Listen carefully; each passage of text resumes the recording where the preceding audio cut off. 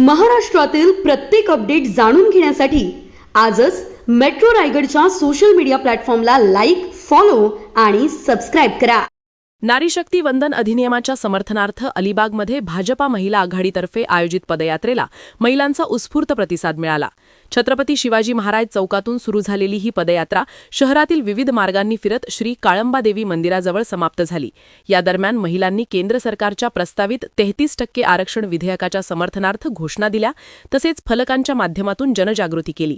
Advocate मनस्वी मोहिते यांच्या नेतृत्वाखाली झालेल्या या पदयात्रेत अनेक महिला पदाधिकारी व कार्यकर्त्या सहभागी झाल्या होत्या.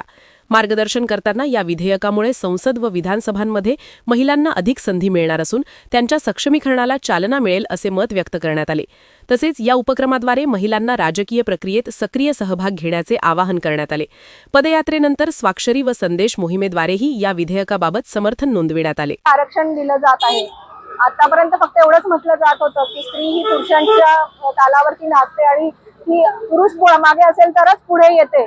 तर हा जे अधिनियम पास होणार आहे 18 तारखेला, त्यानिमित्ताने महिलांना एक अधिकार मिळतोय आणि 33% आरक्षण मिळाल्यामुळे त्या स्वतःचा आवाज पुढे नेऊ शकणार आहेत आणि नवीन नवीन महिला नेतृत्व आपल्याला बघायला या अनुषंगाने नक्की बघायला मिळेल. त्यामुळे आम्ही खरंच मोदीजींचे खूप आभारी आहोत की त्यांनी हे 18 तारखेला पारित करण्यासाठी ठरवलेलं आहे, म्हणून त्यांचे खूप खूप धन्यवाद. वंदन अधिनियमानुसार 33% आरक्षण जे मोदी साहेबांनी आपल्याला दिलं, त्या आरक्षणामुळे आपली मातृशक्ती ही 33% प्रमाणात पार्लमेंटमध्ये तसेच संसदेमध्ये आपली नेतृत्व करणार आहे. खऱ्या अर्थाने महिलांचं सक्षमीकरण आणि सशक्तीकरण झालंय असं म्हणण्यास वावगं ठरणार नाही.